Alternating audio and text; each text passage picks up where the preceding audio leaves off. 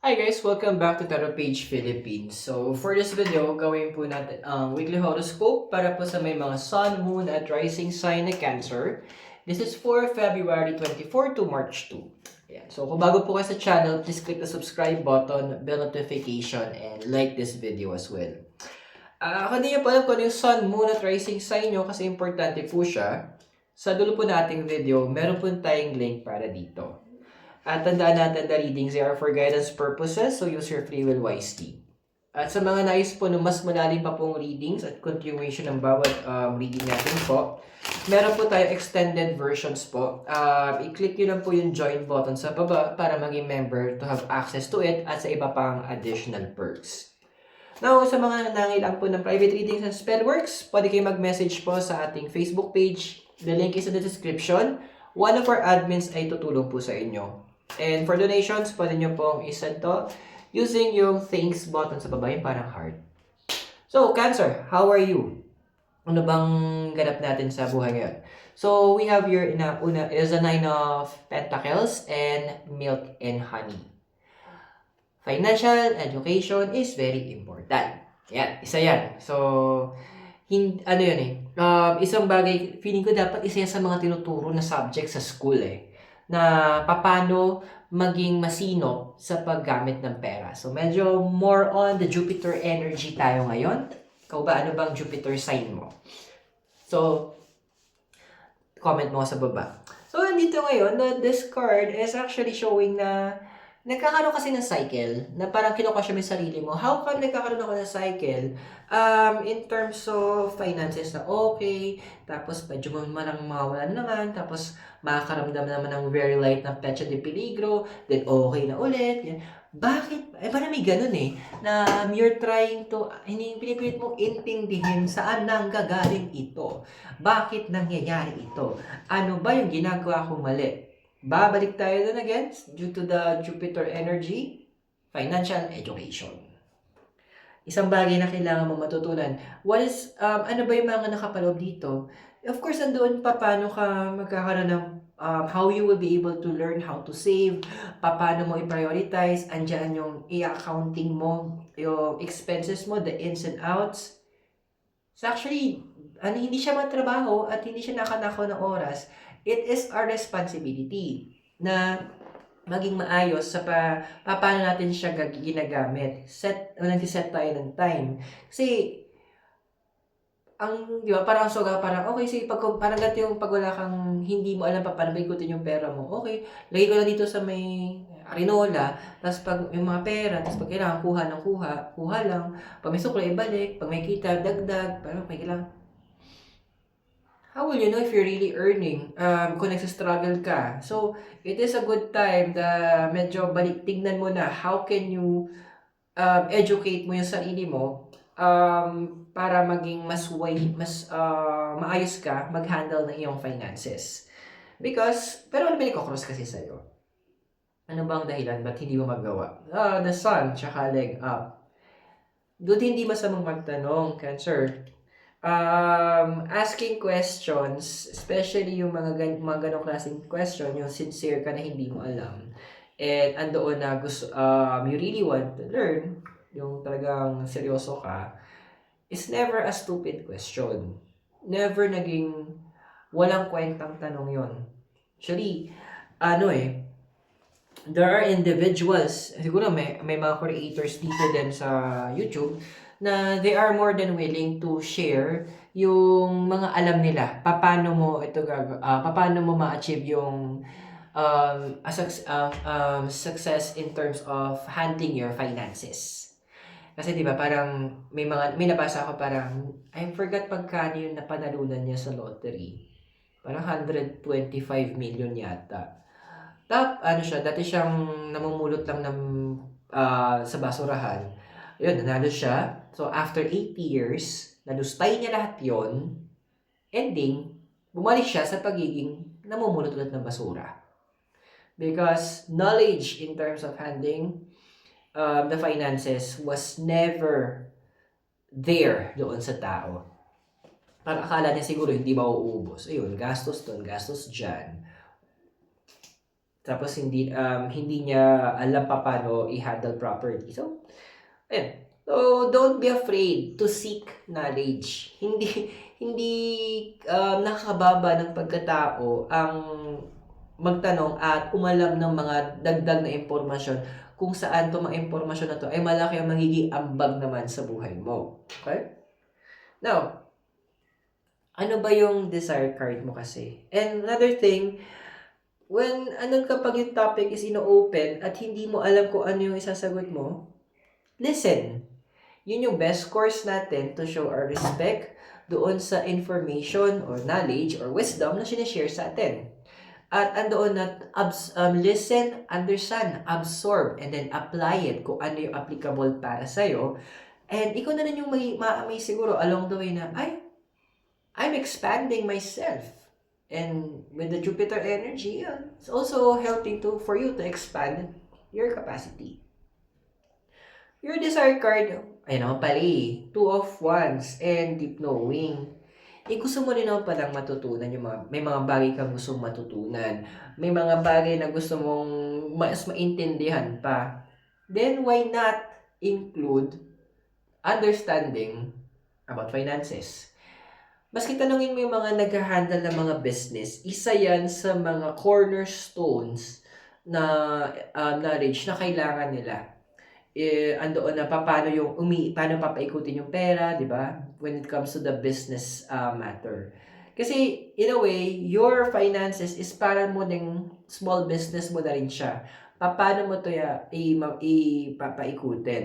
Kaya, di ba, it's a wise choice, wise decision ng ibang mga may bahay o ibang mga individuals na meron silang ledger na kinikip na, okay, pumeldo ko, yung sweldo ko, tapos eto na, okay, so sa rent, insurance, internet, yung mga naka-itemize na yung mga bills, okay, tapos ito yung pambaon, tapos itong part na to, this is for the savings, and it helps them, okay, so may natira pa, pwede itong gamitin for emergency money. So, ayun. Napaka-simple lang, pero nakikip track mo. And, andoon na may idea ka how you will be able to make the money flow. So, andoon na may mga bagay kang gusto idagdag sa portfolio mo. Maybe additional trainings para mas maganda sa iyong resume. Then, why not include knowing about finances? Now, your foundation kasi, okay naman. The Queen of Pentacles and Blessed. Well, sabi nga nila, ang isang true blood Scorpio talaga, a lot of them are givers. Hindi yung tipong naubos most of their finances talaga. Scorpio tuloy, Cancer, sorry. Most of their finances kasi is being used para doon sa mga mahal nila sa buhay, mga tao na tinitreat nila as family. So, kino-consider niya din yun na parang privilege and it's a blessing na maging magamit para maka-extend ng help sa kanila. Walang masama. Again, walang masama in helping. However, yun ang sinasabi natin, sabi nga, lahat ng sobra is already an addiction and addiction is never right. It's never correct. Kasi, help ka ng help. Is it really a win-win situation? Kasi may mga iba, when they, pag hine-help na, ang nangyayari, inaasa naman doon sa nagbibigay ng help. Hanggang naging responsibility na yung dapat tulong, naging responsibilidad na ni Cancer. Ay, wag po ganon. Okay? We will need to have that change and fix. Kasi hindi po sa ng pagkakataon ay umuulan. Hindi sa ng pagkakataon ay harvest time. There will always be a time na kung saan winter or tagtuyot. Anong gagamitin mo sa time na yun? Diba? Now, in the past, we have your Cancer is death, and to be fair, ito na nga, in the past, some of you or a lot of you, nakaranas kayo at some point na you felt na parang literal, zero balance ka. Tapos may mga bills that needs to be paid. Buti na lang may mga pinadala ng universe sa'yo to to help you end yung mga struggles na yun. Ito na yung tanong, do you want na maulit yon? Gusto mo ba ang pagdaanan mo yun? Parang andoon na, ang hirap kasi wala kang mapaghugutan, wala kang mapagkunan, wala kang source na kung saan pwede mong dun na manggagaling yung mga finances. So, Cancer, it's okay na maging fair sa sarili. Sabi nga, to be fair, na bigyan mo ng chance yung sarili mo na to acquire and build mo naman yung assets mo. I-maximize mo yung Jupiter energy mo, the planet of expansion and luck. Diba? Kasi, not all the time, nandyan yan. Now, possible ng future na ikaw, we have here the Three of Swords and the message in a battle. Hinay-hinay naman, ha? Kung yung mga iba sa inyo na medyo magsa-stand up na para sa inyo to protect also. Kasi when you protect your finances, you're also protecting your future. When you invest in your finances, you're investing in the future. You educate your finances, you are building a beautiful future. Baka naman kasi, baka maging harsh naman kayo. Yung iba sa inyo, medyo magiging too direct to the point. Of course, i-consider din natin yung maramdaman ng mga tao. Especially this, most of them are family members or yung malapit sa puso mo. Huwag naman medyo blunt. Ganito, there will always be a better way to say things. So, in general, medyo maging maayos tayo makipag-usap. Pero kung talagang makapal na yung mukha, go, basagin mo. Walang problema. Minsan may mga taong ganyan talaga, hindi mawawala sa buhay. Kailangan natin binibigyan sila ng isang bagsak para naway matuto naman sila na tumayo at kumayod on their end, sa ilang strength. So, I hope nakakatulong yung reading sa'yo. If you are resonating with the readings, meron po tayo sa extended readings. I-click nyo lang po yung join button sa baba to have access to all the other videos and additional perks. Now, this is your, today ito yung reading one. This is your physical environment, the Hierophant, and Orphan. Ito na nga. Hierophant kasi disconnected to the zodiac sign Taurus is about resources. Ang pinapala sa'yo ng cards dito is that you're not alone in doing it. Kasi masyado mo tinitake responsibility yung maraming bagay. Masyado mong kinukuha. Yung mga dapat hindi mo naman kinukuha na hindi ka I'm sorry to say this hindi ka tagapagligtas ng lahat. Tao ka, you can only do as much. Meron ka din mga kailangang bagay na pagtuunan sa iyong sarili. Bigyan mo ng panahon yun. Be mindful as well. Kasi, ang nakikita ko dito, nakikita mo na papagod ka, nahahapo ka, tapos, andoon na, yung parang kahit thank you man lang. Kasi sana i-normalize natin na hindi dahil responsibilities o dead man na lang or basta i-normalize natin ang paggamit ng salitang thank you sa lahat ng aspeto. Na pagbuksan ka ng pintuan, thank you po. Diba? Simpleng bagay. Mag-spread tayo ng mga simple forms of positive energy. And going back to you, yun lang minsan nahanap mo Napakasimple lang, pero wala. Pero parang yun, ang isip mo, makita ko lang happy sila, okay na ako. Talaga ba? Yun lang ba yun? Paano naman ikaw? Gusto mo bang of course, if they care about you, concern sila sa'yo, mahal ka nila, gusto rin nila, nakikita ka nila na masaya, di ba? It's a give and take situation, hindi pwedeng take lang. Walang ganun. Now, your emotional environment is the Knight of Cups and exchanging gifts. Yun na nga. Minsan nagtatanong ka na rin, parang, kasi, nagda-dive in ka sa part of medyo nagiging work for life tayo. Ilaban natin ang trabaho. Gumawa tayo ng paraan para kumita. Parang, ando na yung point na sinapakita sa emotional part mo na nag-expect ka na Babalik tayo sa physical environment mo.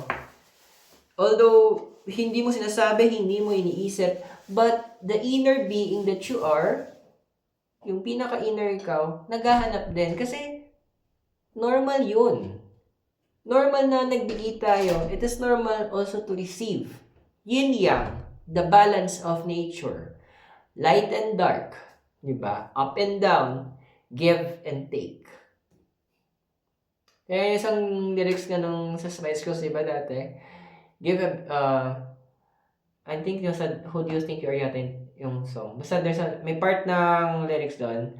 Giving is good as long as you're getting. At first, dati akala ko parang, ba yan?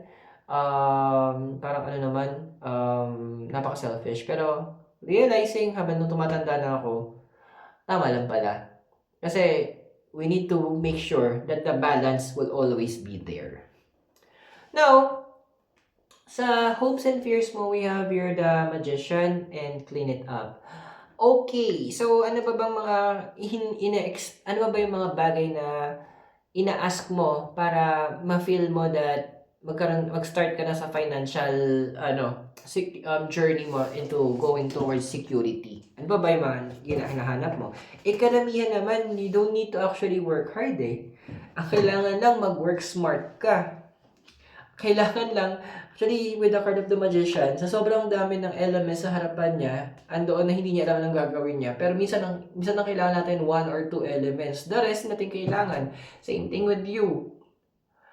Nag-hope ka ng financial freedom, then, ang tanong sa'yo ng universe, willing ka bang bitawan yung mga kailangan mo ng bitawan? Sample. Example lang, if you have an account sa isang sabihin ng online streaming, gaano ba kadalas ginagamit? And is it really helping you or ninanakaw na yung oras mo imbes nagpapahinga ka or you're doing something productive and napupunta na yung attention mo doon? So, try to double check that as well. Kasi pwede mo na i-cut yun. That could help in yung kahit konti lang yun, pero it adds up eh. And that will help para ma-reach mo yung financial freedom na hinahangad mo.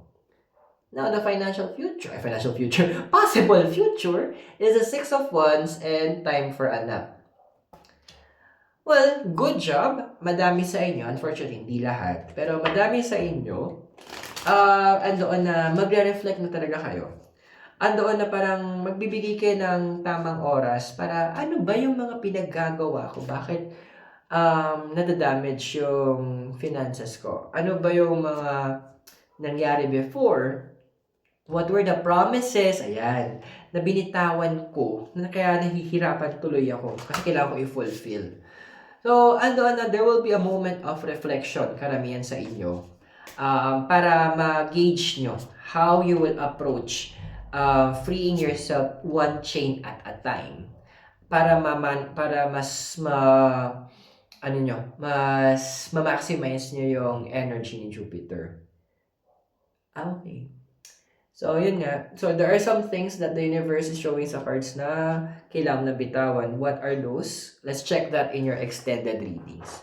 So, I hope nakatuloy yung readings and those readings are for guidance purposes. Use your free will wisely. If you're new, subscribe, like, and share this video. And to access the extended readings, i-click nyo lang po yung join button sa baba. Private readings and spellworks po. You can message us in your Facebook page. Our admins will assist you. The link is in the description of the video. And for donation, use the thanks or the heart button. So, Cancer, maraming salamat. God bless, Namaste, Hare Krishna, blessed be, and hope to see you very soon. And I'll see you on our extended reading. Goodbye for now.